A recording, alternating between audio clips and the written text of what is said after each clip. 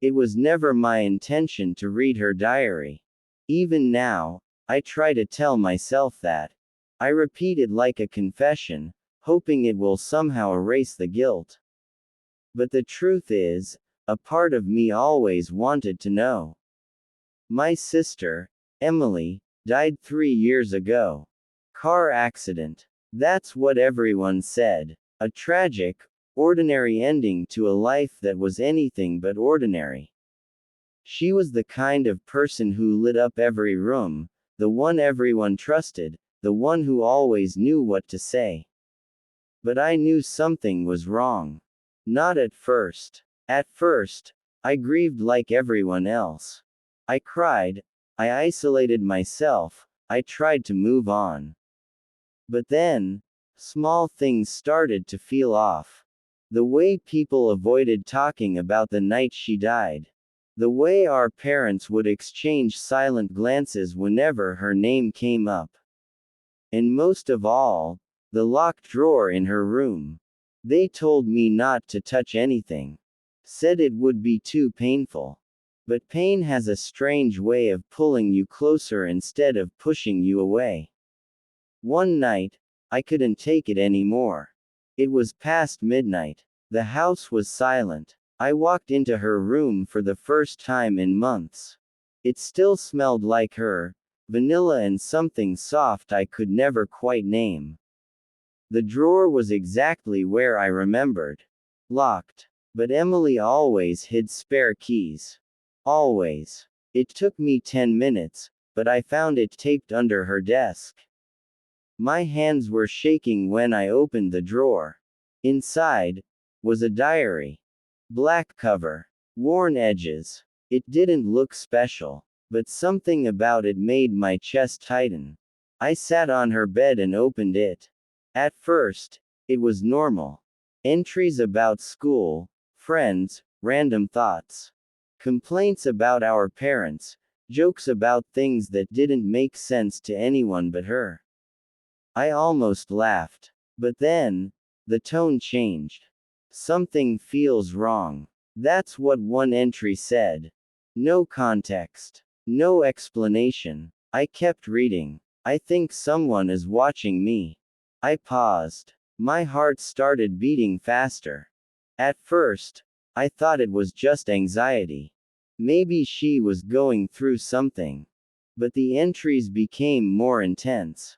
They were outside again tonight. They don't want me to talk. I made a mistake. I felt a chill run through my entire body. This wasn't the Emily I knew.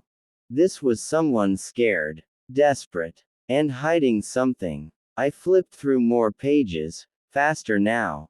The handwriting got messier. Words scratched out. Sentences unfinished. And then I saw a name. Daniel knows. Daniel. My stomach dropped. Daniel was her boyfriend. The same Daniel who stood at her funeral, crying harder than anyone else. The same Daniel who still visited our house sometimes, bringing flowers like he couldn't let go. I turned the page. If anything happens to me, it wasn't an accident. I froze. The room felt smaller. The air heavier. I kept reading. I tried to tell him I didn't want to be part of it anymore. Daniel said it was too late. My hands started trembling so badly I could barely hold the diary. What did that mean? Part of what? And then I reached the final entry. It was dated the night she died. They're making me go with them tonight. I'm scared. If someone finds this, please don't trust Daniel. The page ended there. No goodbye. No explanation. Just fear. Pure, undeniable fear. I sat there for what felt like hours, staring at those words. Don't trust Daniel. It didn't make sense. He loved her. Everyone knew that. He was broken after she died. But then again, maybe that was the point. The next day, I couldn't look at him the same way. He came over in the afternoon, like he always did on Sundays. Holding flowers. smiling that same sad smile. I miss her, he said softly. I nodded. But inside, everything felt different. I watched him closely. The way he moved, the way he spoke, looking for something, anything, that matched the fear in Emily's diary. At first, I saw nothing. Just grief. Just love. But then, something slipped. He asked about her room. Do you ever go in there? He said. The question felt too casual. Too careful. Not really, I replied. He nodded slowly, almost like he was relieved. That's when I knew. There was something he didn't want me to find. That night, I made a decision. I was going to find out the truth. No matter what it cost. I went back to the diary. Read every page again, this time slower.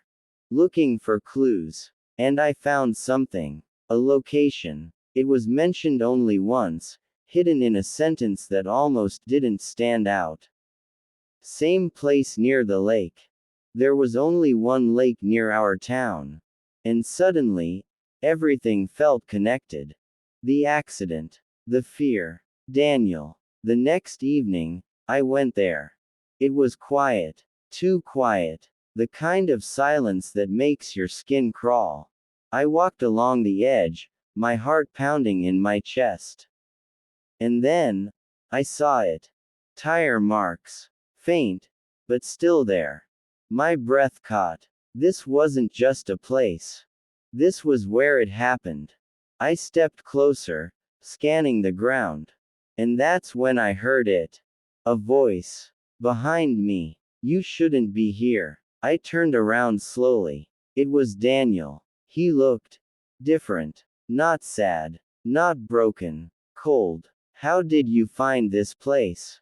He asked. I didn't answer. Instead, I said the only thing that mattered. I read her diary. For a moment, everything went still. And then, he sighed. Like a man who was tired of pretending.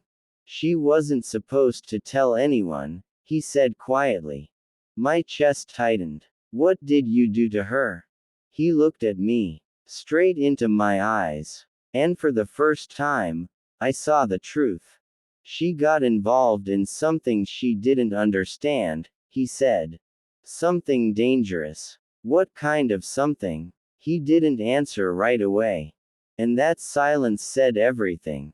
I tried to protect her, he continued. But she wanted out. My hands clenched into fists. So you killed her. He shook his head. But there was no innocence in it. It wasn't supposed to happen like that. That was enough. I stepped back, my heart racing. I'm going to the police. For a second, he didn't move. And then he smiled. Not the soft, sad smile I knew. Something darker. You think they'll believe you? My stomach dropped. No proof, he said. Just a diary. He took a step closer. And suddenly, I understood. Emily wasn't just afraid of something. She was afraid of him. I turned and ran. I didn't look back. Didn't stop until I reached the road. My lungs burned. My legs shook. But I didn't care. I got in my car and drove straight to the police station. I told them everything. Every word. Every detail. They listened. And then, they investigated. It took weeks. But they found something. Enough to reopen the case. Enough to start asking questions. Daniel disappeared 2 days later. No trace. No explanation. Just gone. And sometimes, late at night, I think about that final entry. If anything happens to me, it wasn't an accident. She knew. She knew all along. And even now, I wonder. If I had read that diary sooner, would she still be alive?